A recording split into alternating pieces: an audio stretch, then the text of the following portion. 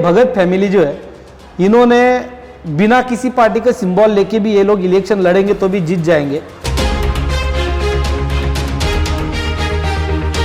Boundary कौन सी भी हो, पैनल कौन सा भी हो, वहाँ पे इलेक्शन लड़के चुन के आने का मेरा मकसद मैंने ये साल का बना के रखा है। यानी कि मधुर संबंध का फायदा होने वाला है आपका।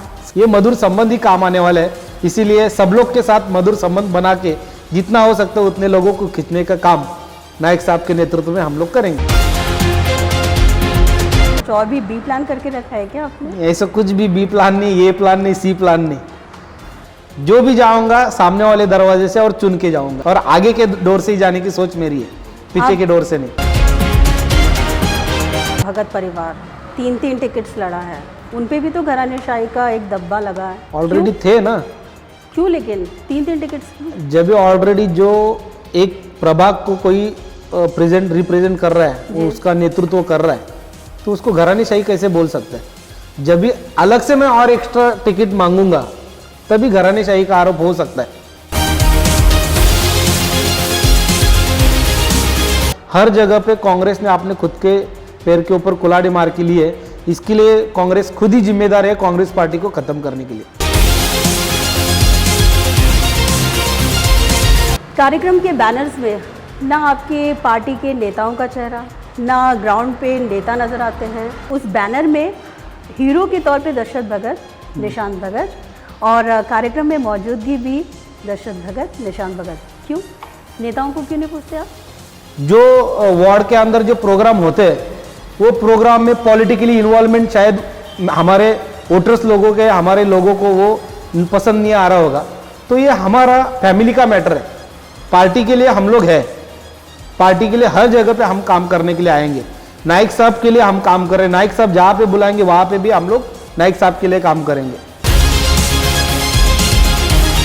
जैसे आपने याद दिलाया कि अन्ना हजारे साहब ने जो आंदोलन किया था, आंदोलन नहीं किया था, वो एक्चुअली कांग्रेस के खिलाफ आवाज उन्होंने उठाया था। वो टाइम पे मेरे को डीसीपी और एसीपी ने बहुत मारा था। वही टाइम पे जब भी नाइक साहब का नेहरू हॉस्पिटल को ओपनिंग के लिए आए थे, तभी भगत साहब का घुटना अभी तक वो दर्द कर रहा है, वो पूरा टूटा हुआ है, उसका ऑपरेशन हुआ है।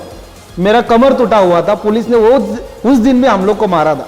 ये सब यादें हैं जो समाज के लिए, लोगों के लिए हम लोग ने की है, और उसी बदौलत लोगों का प्यार है और काम करने की ऊर्जा हम लोग को इस आंदोलन से या कार्यक्रम से हम लोग को मिलती है। हम लोग ने सोच के रखा है नाइक साहब के साथ में रहना है तो रहना है, बाकी लोगों के जैसा हमारा नहीं, सामने एक और पीछे कुछ अलग, ऐसा हमारा नेचर नहीं है।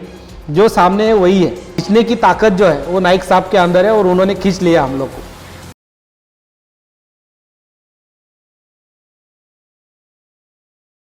नमस्कार, नवी मुंबई नेटवर्क में आपका हार्दिक स्वागत है। मैं हूं अर्चना त्रिपाठी। ऑन द स्पॉट तीखे सवाल मगर सीधे जवाब में आज हमारे साथ मौजूद है युवा नेता निशांत भगत। सर, स्वागत है आपका Navi Mumbai network on the spot. नमस्ते। सबसे पहले आपसे ऑन द स्पॉट तीखा सवाल यही, यूथ लीडर, क्या आप बीजेपी के यूथ लीडर बनना चाहते हैं क्या? मैं बीजेपी का यूथ लीडर नहीं, मैं नवी मुंबई का यूथ लीडर बनना चाहता हूँ। जब भी नवी मुंबई शहर को मैं रिप्रेजेंट करूँगा तभी किसी पार्टी को रिप्रेजेंट कर पाऊंगा। मेरा पूर्व इतिहास आप सभी को मालूम है कि पिछले 10 साल में कांग्रेस में यूथ लीडर करके काम कर रहा था एज अ प्रेसिडेंट। अभी मैं बीजेपी में हूँ। हम लोग नाइक साहब को मानने वाले लोग हैं और बीजेपी में हम लोग ने उनके नेतृत्व में प्रवेश किया है। तो अभी फ़िलहाल मेरे पास बीजेपी का कुछ पोस्ट ही नहीं है, तो मैं रिप्रेजेंट कर रहा हूँ अभी फ़िलहाल नवी मुंबई को। नवी मुंबई शहर के लिए काम करना है, नवी मुंबई के युवाओं के लिए काम करना है। तो सबसे पहले मैं नवी मुंबई के लिए काम करूंगा, तो बीजेपी पार्टी के लिए मैं युवा नेता करके काम करने के लिए आगे आऊँगा।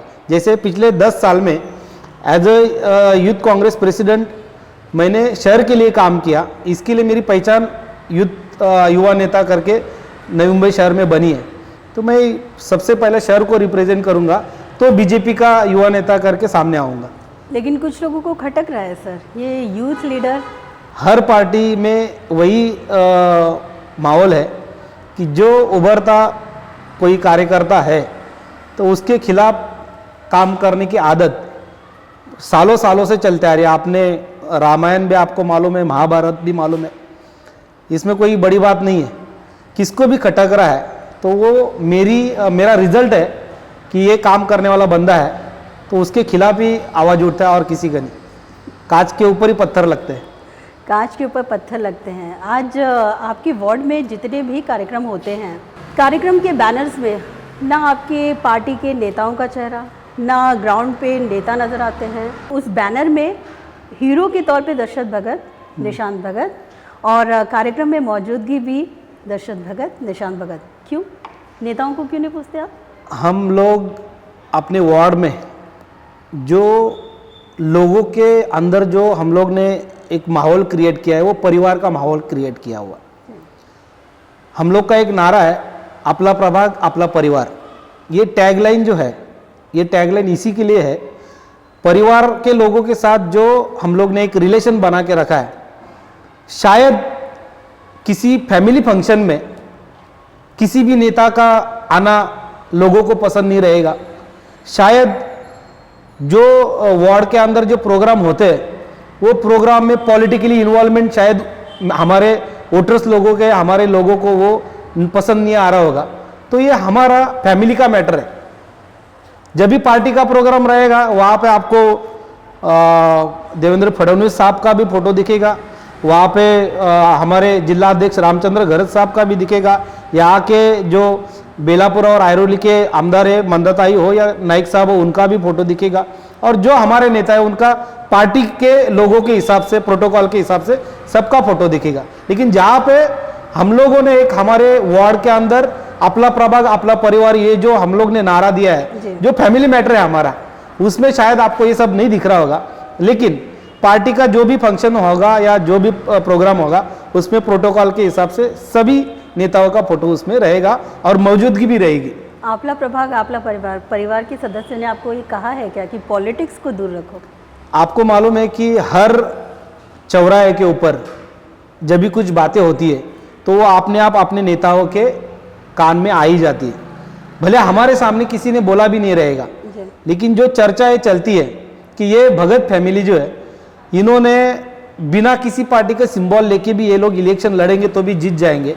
मतलब जैसे कांग्रेस पार्टी के बारे में भी जब हम लोग ने, मतलब भगत साहब ने 40 साल काम किया है और मैंने खुद 14 साल मैंने कांग्रेस के अंदर काम किया है, तो वो टाइम पे लोग ऐसे बोलते थे कि आदमी सही है लेकिन पार्टी गलत है।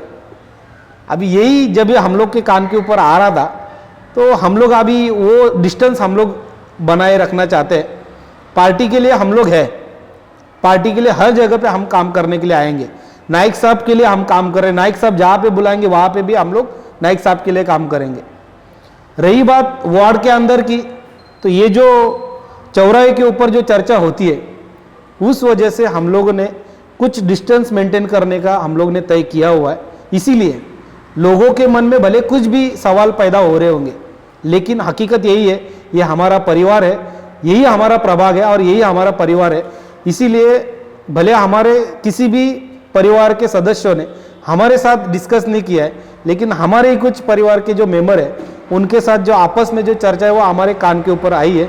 इसीलिए हम लोग ये टैगलाइन के ऊपर हम लोग प्रभाग के नागरिकों के साथ जो भी प्रोग्राम कर रहे हैं, उनका एज ए फैमिली मेंबर जैसे प्रोग्राम होने चाहिए बिना पार्टी के, वही हम लोग मेंटेन करके चल रहे हैं। तीखा सवाल आपसे है कि जिसके खिलाफ आपने एक ज़माने में संघर्ष किया, जिनके खिलाफ नारेबाजी की, जिनके खिलाफ आंदोलन किया, आज उन्हीं लोगों के साथ हैं, उन्हीं की पार्टी में हैं, आपकी भी निष्ठा पे कहीं ना कहीं प्रश्न चिन्ह लगाया जा रहा है, क्या कहना चाहेंगे आप?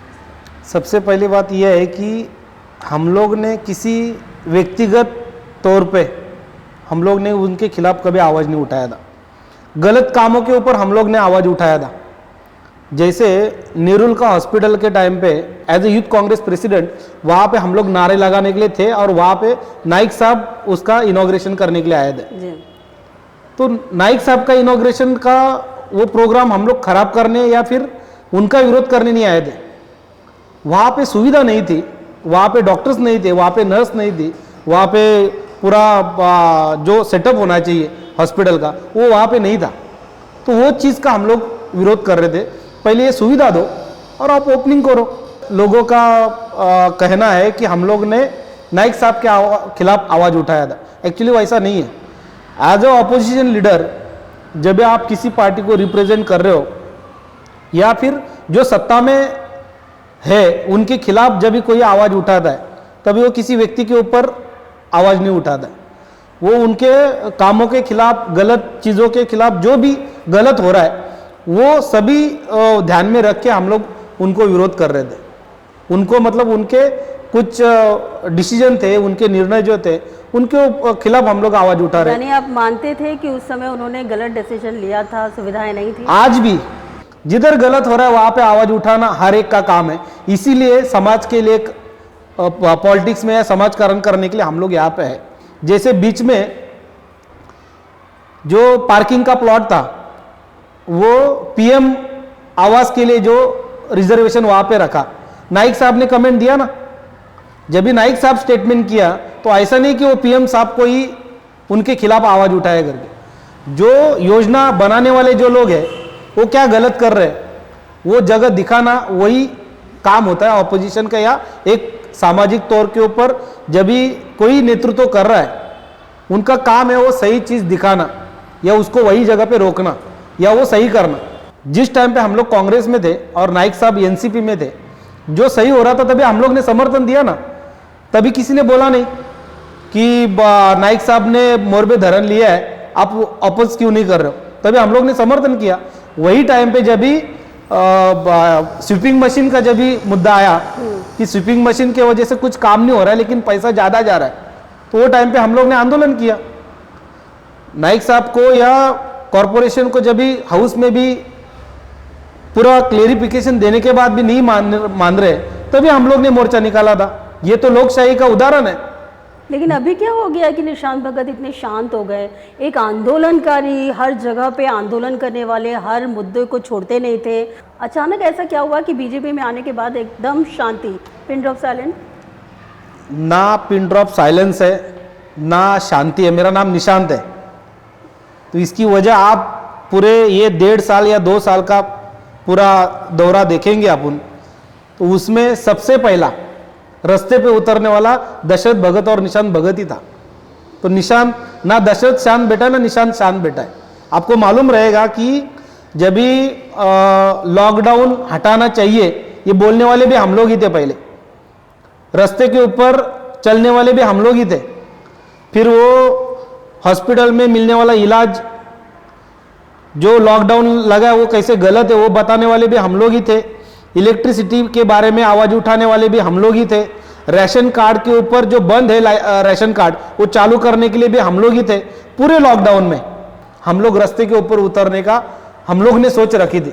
तो कहाँ पे हम लोग शांत है? क्यों इतना निडरता कहाँ से आती है ये भावना? जैसे आपने याद दिलाया कि अन्ना हजारे साहब ने जो आंदोलन किया था, आंदोलन नहीं किया था, वो एक्चुअली कांग्रेस के खिलाफ आवाज़ उन्होंने उठाया था। वो टाइम पे मेरे को डीसीपी और सीपी ने एसीपी ने बहुत मारा था। वही टाइम पे जब भी नाइक साहब का नेहरू हॉस्पिटल को ओपनिंग के लिए आए थे तभी भगत साहब का घुटना अभी तक वो दर्द कर रहा है, वो पूरा टूटा हुआ है, उसका ऑपरेशन हुआ है। मेरा कमर टूटा हुआ था, पुलिस ने वो उस दिन भी हम लोग को मारा था। ये सब यादें हैं जो समाज के लिए, लोगों के लिए हम लोग ने की है, और उसी बदौलत लोगों का प्यार है और काम करने की ऊर्जा हम लोग को इस आंदोलन से या कार्यक्रम से हम लोग को मिलती है। निशांत जी, क्या आपको कभी डर नहीं लगता है? धाराएं इतनी सारी लगी हुई हैं फिर भी आप लोग आंदोलन के लिए हमेशा सड़क पे सबसे आगे, सबसे पहले नज़र आते हैं, डर नहीं लगता किसी के? ऑलरेडी मेरे ऊपर 6 केसेस है। Sanpada police station, Vashi police station, Mira Bhayandar police station और ठाणे पुलिस स्टेशन, हर जगह पे 1-2 केसेस, यही लोगों के लिए जो हम लोग रास्ते पे उतरते हैं उसी के सब पॉलिटिकल केसेस है।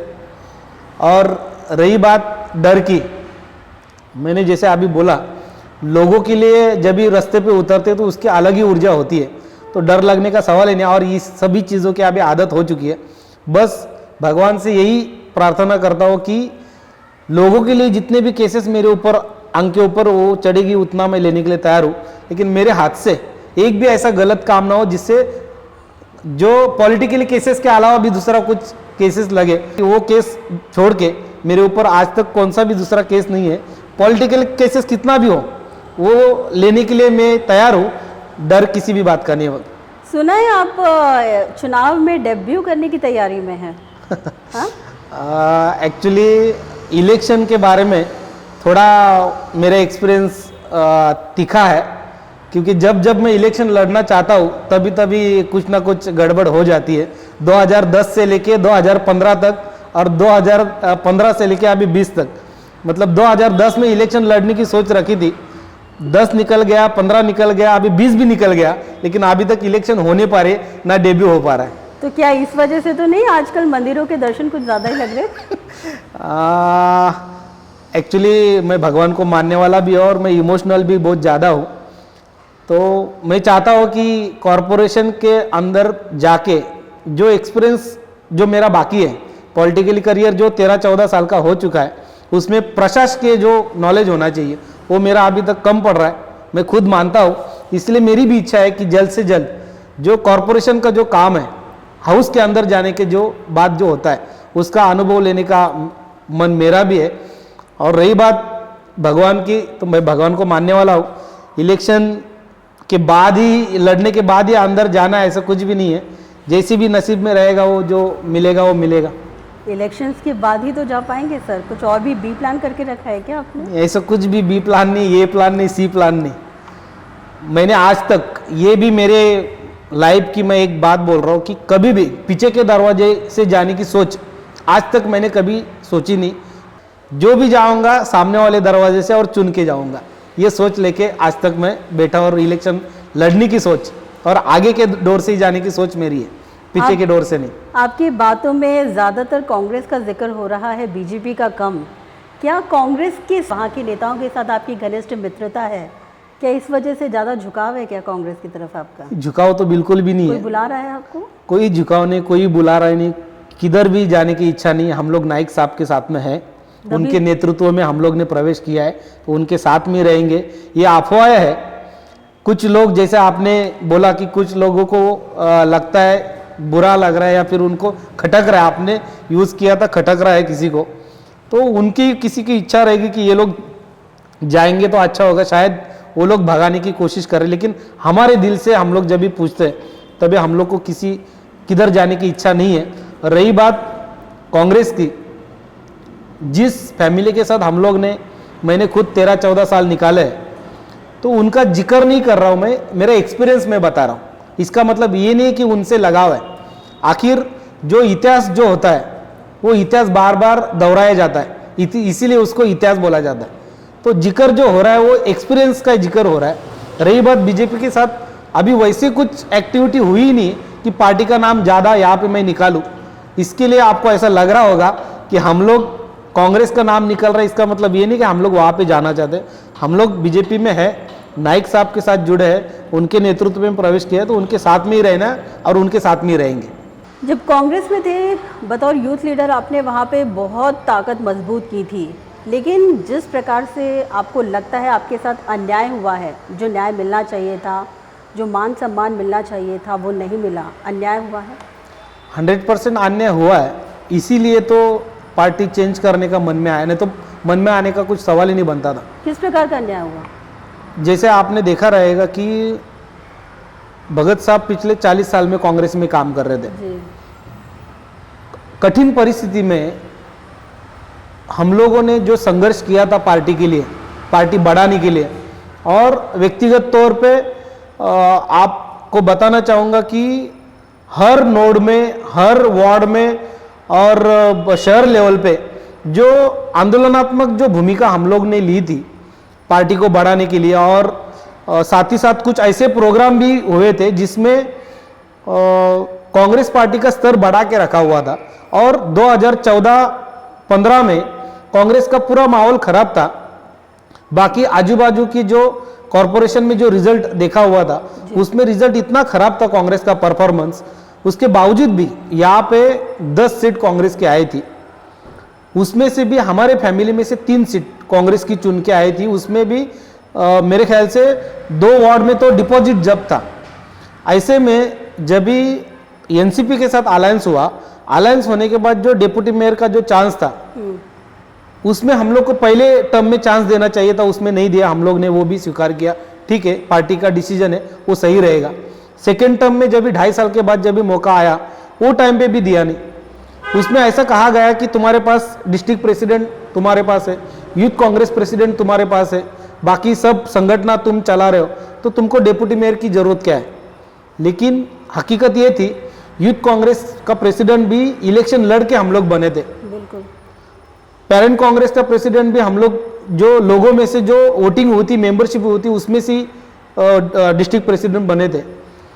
फिर बाद में 3 कॉरपोरेटर चुन के लाना नई मुंबई शहर के अंदर कितना कठिन है वो हमारे जैसे बाकी जो लोग हैं उनको मालूम है। उसके बावजूद भी हम लोग को न्याय दिया नहीं गया, उसकी वजह से हम लोग के ऊपर अन्याय हुआ। क्या आपने कभी ये जो खंत थी, ये जो आपके साथ अन्याय हुआ, वरिष्ठों को बताया नहीं और उन्होंने कुछ कभी कोई एक्शन लिया नहीं क्या इस पर? वरिष्ठों को हम लोग बार बार बता रहे थे कि आप लोग जिसको न्याय दे रहे हो उसको ऑलरेडी न्याय दिया हुआ है, अभी हम लोग को मौका दो। जैसे डिस्ट्रिक्ट प्रेसिडेंट आपने दिया उसके वजह से क्या रिजल्ट है वो आपने देखा है। एक बार डेप्यूटी मेयर भी दे के देखो। पार्टी सुनने के लिए तैयार नहीं है, पार्टी के लीडर सुनने के लिए तैयार नहीं है, इसलिए कांग्रेस पार्टी छोड़ने का हमको वो दिन आ गया कि पार्टी छोड़ने के अलावा दूसरा कुछ हमारे पास ये नहीं था। क्या कोई यहाँ से मिसगाइड तो नहीं करता था उनको, वरिष्ठों को? उनके कान भी कच्चे थे कि वो उनका सुनते थे और आप लोगों के साथ इतने साल काम करने के बाद भी अन्याय किया? कान कच्चे थे क्या? कांग्रेस पार्टी के अंदर काम करने वाले से अच्छा काम भरने वाले को ज़्यादा सुना जाता है, क्योंकि उसका काम है कान भरना, तो उसका ही सुना जाता है।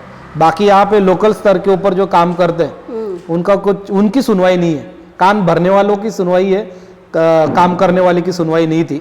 इसीलिए आज हम लोग बीजेपी में नाइक साहब के साथ में है।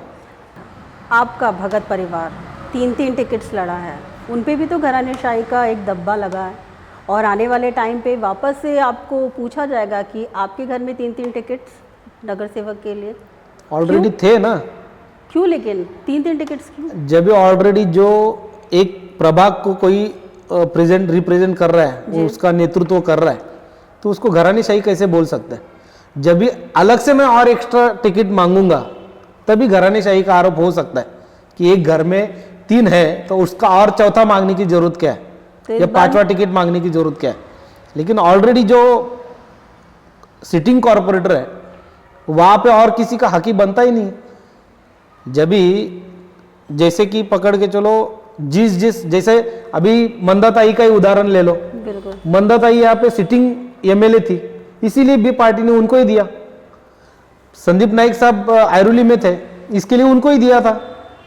तो पार्टी का स्ट्रक्चर या पार्टी का प्रोटोकॉल जिस हिसाब से है, जो सिटिंग है उनको ही टिकट दिया जाएगा। लेकिन अलग से मैं कुछ मांगूंगा तो शायद मेरे ऊपर भी घरानेशाही का आरोप हो सकता है, या मेरे नेताओं के ऊपर भी घरानेशाही का आरोप लग सकता है। पैनल आने वाला है, डर लग रहा है क्या इस बार? मेरे ख्याल से 4-5 दिन पहला जूहीनगर में मैंने एक स्टेटमेंट दिया था कि निशान भगत को बाउंड्री की ज़रूरत नहीं है, बाउंड्री के बाहर जाने की भी काम करने की ताकत निशान भगत के अंदर है। इसका मतलब यही है कि पिछले 10 साल से लोकसभा क्षेत्र का मैंने काम किया हुआ है। लोकसभा क्षेत्र मतलब जिसमें 6 विधानसभा आती है, जिसमें 3 कॉरपोरेशन आती है, और कॉरपोरेशन के अंदर भी 111, 130 और 106 कॉरपोरेटर जिस लोकसभा में आते थे, वो लोकसभा का मैंने नेतृत्व किया है। तो मेरे को बाउंड्री का कुछ सवाल ही नहीं आता। जैसी भी वार्ड बने पैनल में, वो 3 का हो, 2 का हो, 4 का हो, या मेरे बाउंड्री का भी बाहर हो, तो काम करने की क्षमता मेरे को भगत साहब के और नाइक साहब के और इन सब लोग के आशीर्वाद से मेरे को मिली है। तो मैं बाउंड्री कौन सी भी हो, पैनल कौन सा भी हो, वहाँ पे इलेक्शन लड़के चुन के आने का मेरा मकसद मैंने ये साल का बना के रखा है, उसमें मैं हासिल करके रहूँगा। जैसा कि अभी आपने कहा कि मैं बाउंड्री के बाहर जाके काम करने वालों में से हूँ, कहा जाता है कि गणेश नाइक की आप यूथ ब्रिगेड टीम के ऐसे व्यक्ति हैं जो बाउंड्री के बाहर, या यूँ कहें दूसरे वार्ड में भी ऐसा काम कर रहे हैं कि महाविकास आघाड़ी का पूरा गणित बिगाड़ने के पीछे तुले हुए हैं। क्यों ऐसा? क्या काम कर रहे हैं आप? पूरा ग्राउंड वर्क में सारे कार्यकर्ताओं को, दूसरे पार्टी के लोगों को जोड़ रहे हैं एक के बाद एक। किसी भी युवाओं के लिए उनको जब भी मदद नहीं करते तब तक वो साथ में नहीं जुड़ेंगे। एक बार उनको संपर्क आना बहुत जरूरी है। नेटवर्क नहीं मिलेगा ना तो शायद वो कनेक्शन टूट जाएगा। उनको नेटवर्क में लाना जरूरी है। नेटवर्क में आएंगे तो बातचीत होगी तो शायद वो आपस में लगाव बढ़ जाएगा, और एक बार लगाव बढ़ गया शायद अपने साथ जुड़ जाएंगे और एक चेन बड़ी बन जाएगी, और चेन के प्रमुख हमारे नाइक साहब रहेंगे। वाशी में मजबूत पकड़ बना के रखी है भगत परिवार ने, और एक अच्छा खासा वोट बैंक और पैनल में भी बहुत जीत के आएंगे, ऐसी उम्मीदें जताई जा रही हैं। विरोधक भी अभी आपको टारगेट करने के पीछे लगे हैं, दूसरे पार्टी में जा रहे हैं, ऐसा कटाक्ष कर रहे हैं, तो क्या आपको लगता है ये सब आपका इमेज डैमेज करने की कोशिश तो नहीं हो रही है आपके यहाँ? जो अच्छा काम करते हैं उनके प्रति हर नेता लोक प्रतिनिधि की इच्छा होती है कि हमारे साथ जुड़ जाए। जैसे आपने अभी बोला बाकी लोगों के लिए भी तुम काम कर रहे हो, दूसरे पार्टी के लोगों के लिए भी काम कर रहे हो, तो वैसे अभी हम लोग अच्छा काम कर रहे हैं, तो शायद उनको ऐसा लग रहा है कि इनके साथ संपर्क बनाएंगे तो शायद ये हमारे पास आएंगे। तो ये नेचर का नियम है, अच्छा काम करो लोग जुड़ जाएंगे। लेकिन इसमें जैसे अभी वो लोग अफवाहें भले कुछ भी छोड़ रहे, हमारा डिसीजन हमारे ऊपर है, हम लोग को कहाँ पे जाना है और कहाँ पे रहना है। हम लोग ने सोच के रखा है नाइक साहब के साथ में रहना है तो रहना है, बाकी लोगों के जैसा हमारा नहीं, सामने एक और पीछे कुछ अलग, ऐसा हमारा नेचर नहीं है। जो सामने है वही है। हाँ, हमारा रिलेशन सबके साथ अच्छा बना हुआ है। वो लोगों की इच्छा है कि हम भी उनके साथ में चले जाए, वैसा कुछ होने वाला नहीं है। भले उनका स्टेटमेंट कुछ भी आने दो, उन्होंने पेपर में वो न्यूज़ डालने दो या किधर भी, हम लोग नाइक साहब के साथ में है, उनके साथ जो रैपो बना है उनके साथ में ही रहेंगे। भले आपस में चर्चा होती रहेंगी या हमारे खिलाफ बोलते रहेंगे, लेकिन एक खींचने की ताकत जो है वो नाइक साहब के अंदर है, और उन्होंने खींच लिया हम लोग को। आप लोगों को खींच लिया है, लेकिन क्या आप पैनल में अपने सामने किसी को भी मानते नहीं कि कोई आपको चुनौती दे सकता है? चुनाव में आपको महानगर पालिका चुनाव में चुनौती दे सकता है, क्योंकि आप डेब्यू करने वाले भी हैं इस चुनाव में, इस वजह से मैं पूछ रही हूँ आपसे। अभी आप बोल रहे हो कि चुनाव और चुनौती, चुनाव में ही चुनौती होती है ना, तो जो भी सामने आएगा शायद वो मेरे साथ जुड़ जाएगा। मैं बीजेपी से इलेक्शन लड़ रहा हूँ और मेरी ताकत 60% या 70% है, तो शायद सामने वाला मेरे को ही आके बोल दे भाई अपन साथ में लड़ लेंगे। चुनाव में चुनौती रहेगी, उससे कोई डर नहीं है। शायद मेरे काम को देख के सामने वाला मेरे साथ में आ जाए और एक पैनल तैयार हो जाए और वो आखा पूरा पैनल निकल जाए। यानी कि मधुर संबंध का फायदा होने वाला है आपका? संबंध ही काम आते हैं, ये मधुर संबंध ही काम आने वाले हैं। इसीलिए सब लोग के साथ मधुर संबंध बना के जितना हो सकता है उतने लोगों को खींचने का काम नाइक साहब के नेतृत्व में हम लोग करेंगे। यानी दूसरी पार्टी के लोग आपको हेल्प करने वाले हैं पैनल में? हाँ, ये तो काम का रिजल्ट रहेगा। दूसरे पार्टी के संबंध भी रहेंगे ना, दूसरे पार्टी के लोग या दूसरे पार्टी के वोटर्स भी रहेंगे, वो हमारे काम को देख के ही वोटिंग करेंगे, ऐसा मेरे को लग रहा है। बाकी मधुर संबंध है और काम भी अच्छा है, इसीलिए वोटिंग करेंगे। निशांत जी, ये जानना चाहेंगे कि पॉलिटिकल पार्टी से तो आप जुड़े हैं, लेकिन अचानक भूमिपुत्रों की जब आवाज़ की बात आती है तो युवा नेता निशांत भगत की भी आवाज़ उसी स्वर में गूंज रही है, दिखाई दे रही है। क्या कहना चाहते हैं? क्या विरोध हो रहा है यहाँ पे? महाविकास आघाड़ी का कोई गलत डिसीजन है जिसकी वजह से आज ऐसा विरोध प्रदर्शन आप लोगों को करना पड़ रहा है? अभी करंट जो इशू है, जो दिबा पाटिल साहब का नाम इंटरनेशनल एयरपोर्ट को दिया जाना चाहिए, उसमें महाविकास आघाड़ी सरकार ने बिना वजह की एक जंप वहाँ पे लगाई और शिवसेना प्रमुख बाला साहब ठाकरे का नाम देने का उन्होंने षड्यंत्र, हुआ मैं बोलूँगा कि षड्यंत्र उन्होंने वो रचा हुआ है। बस खाली भूमिपुत्रों के खिलाफ ही क्यों? आपको बाला साहब ठाकरे के प्रति आदर है, हम समझ सकते हैं, पूरा महाराष्ट्र पड़ा हुआ है, लेकिन ये भूमि दिबा पाटिल साहब की है, ये कर्म भूमि दिबा पाटिल साहब की है। प्रोजेक्ट भी उनके ही कर्म भूमि में और उनके ही जन्मभूमि में आ रहा है। तो वहाँ पे जिस इंसान ने अपने समाज को न्याय देने के लिए लड़ाई लड़ी है, जिस इंसान ने जब भी यहाँ पे सिडको आई, वो सिडको के अंदर वहाँ पे रोजगार हो, व्यवसाय हो, या फिर वहाँ पे जमीन के बदले में क्या ये मिलना चाहिए, उसका भी पूरा लड़ाई हमारे दिबा पाटिल साहब ने लड़ी है। साथ ही साथ वो 6 बार एमएलए और 1 बार एमपी रह चुके हैं। इस स्टेट के वो अपोजिशन लीडर रह चुके हैं। बहुत सारे ऐसे काम उन्होंने जो किए है कि उसके बदौलत सभी भूमिपुत्रों की इच्छा है कि ये प्रोजेक्ट को दिबा पाटिल साहब का ही नाम लगना चाहिए। तो उसमें बीच में ही आके जो 2012 से 2008 से डिमांड है कि यहाँ पे दिबा पाटिल साहब का ही नाम एयरपोर्ट के ऊपर लगना चाहिए, ये डिमांड है। तो बीच में ही 2020 में इनको ऐसा क्या हुआ कि एयरपोर्ट बनने से पहले बाला साहब ठाकरे के नाम देने की इच्छा हुई।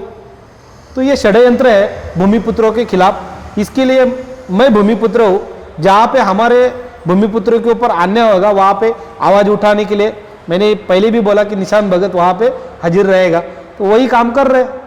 महाविकास आघाड़ी के बारे में क्या कहना चाहेंगे? क्या उनकी यहाँ पे लहर काम करेगी इस बार महानगर पालिका चुनाव में, या बीजेपी का ही डंका बजेगा?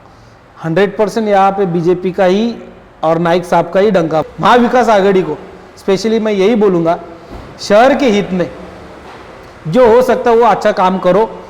मेरा पर्सनली वहाँ पे कुछ भी विरोध नहीं रहेगा, लेकिन शहर के खिलाफ कुछ भी गलत काम कर रहे हो तो उसको ऑपोज करने के लिए, जैसे मैंने अभी डीपी प्लान के खिलाफ मेरे को कोर्ट में जाना पड़ा, वैसी कुछ गलत काम रहेगा तो उसके खिलाफ आवाज उठाने का काम निशान भगत और दशरथ भगत करेगा। कैसे करेंगे आप काम? क्या क्या गलत हो रहा है, उन लोग क्या क्या गलत कर रहे हैं? जैसे अभी मैंने बोला कि उन्होंने डीपी प्लान में जो पिछले आने वाले 25 साल का प्लानिंग कॉरपोरेशन के तरफ से करने जा रहे हैं, तो उसमें कॉरपोरेशन को सपोर्ट करना चाहिए था।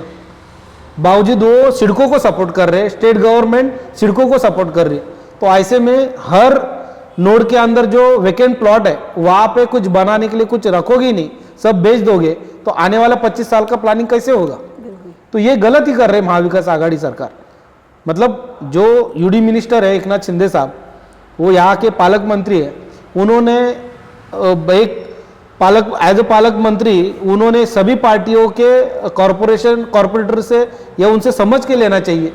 वो नहीं ले रहे, वो सिडको का हित देख रहे, शहर का हित नहीं देख रहे, तो उनका विरोध करने का काम हम लोग करेंगे। कैसे करेंगे? मुंह तोड़ जवाब देंगे कि कैसे, कि कोर्ट का दरवाजा ही? सबसे पहला तो जो हम लोग ने जो प्लेटफॉर्म चुना है वो कोर्ट का चुना है, उसमें से भी रिजल्ट नहीं आया तो हम लोग रास्ते के ऊपर उतरेंगे और महाविकास आघाड़ी का विरोध करेंगे। फिर धरना देना पड़े, आंदोलन करना पड़े, उपोषण करना पड़े, वो सब करेंगे, लेकिन गलत काम होने नहीं देंगे। तो ये थे हमारे साथ युवा नेता निशांत भगत, जिनका ये मानना है कि महाविकास आघाड़ी द्वारा कोई भी अगर जनहित से जुड़ा नहीं बल्कि जनहित के खिलाफ कोई डिसीजन लिया गया तो वे इसके खिलाफ अपना विरोधक स्वर ऐसे ही बरकरार रखेंगे। तो चलिए नई शख्सियत के साथ फिर होगी मुलाकात, तब तक के लिए इजाज़त लेते हैं। नमस्कार। नमस्कार सर आपका। नमस्ते।